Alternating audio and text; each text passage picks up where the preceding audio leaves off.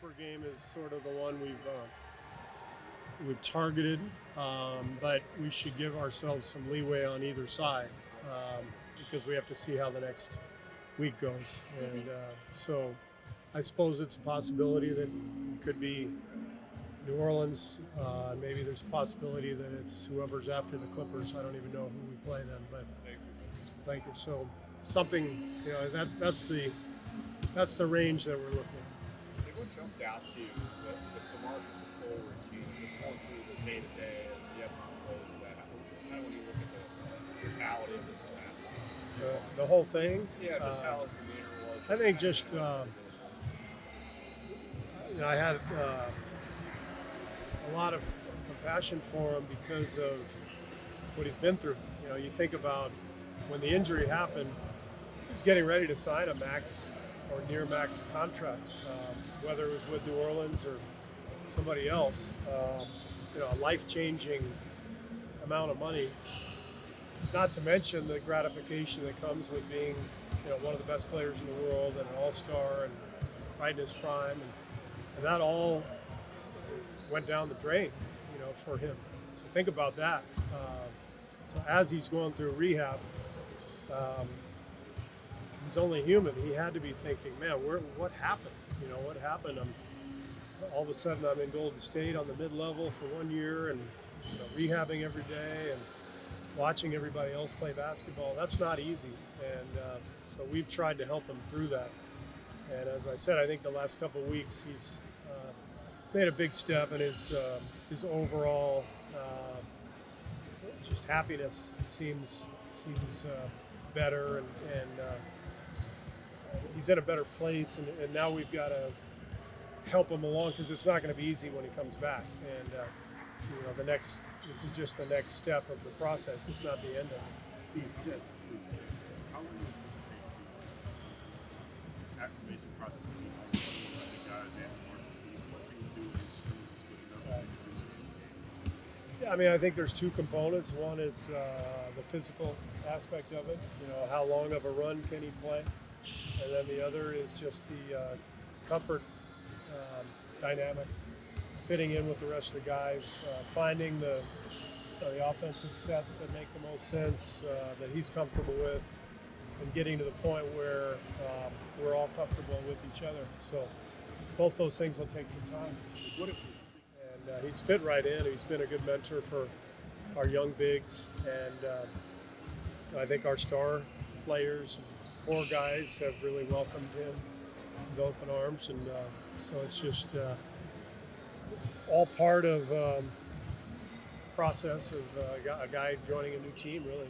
Boogie is naturally an emotional player, so what kind of emotion do you think you're going to see out of him those first few minutes?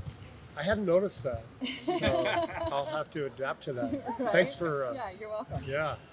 I think, one of the memories I have of DeMarcus when he played in Sacramento, I got kicked out of a game there. And I was going berserk.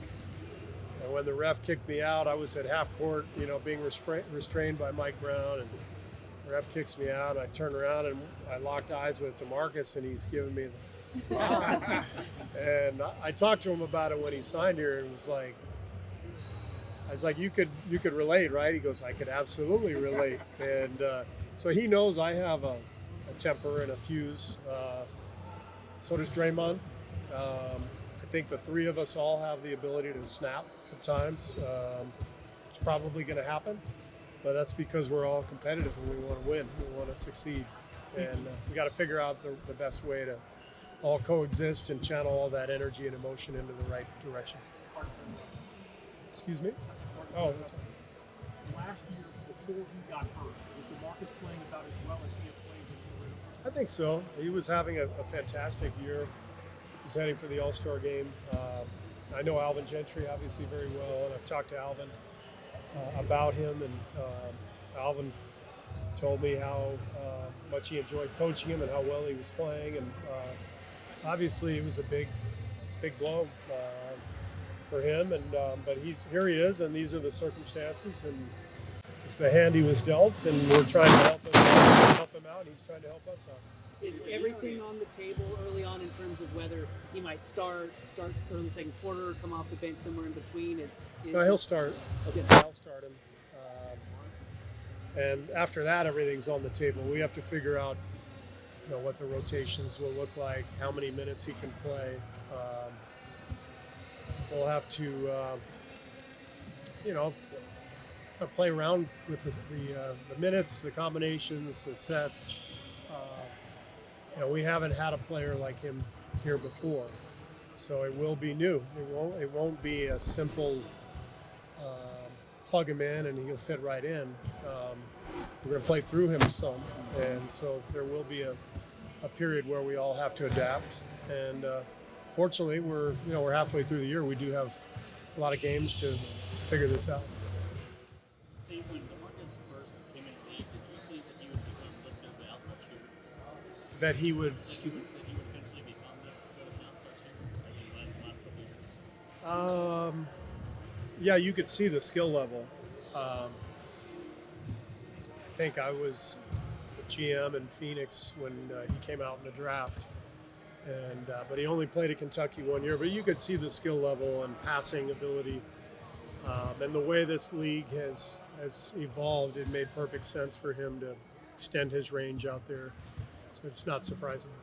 Do you think this moment will be like this post for NBA history where, God willing, if everyone's healthy for the Clippers game, it's 5 All-Stars starting the game? Yeah, I'm not thinking of it in those terms. If you look at it like fantasy basketball, then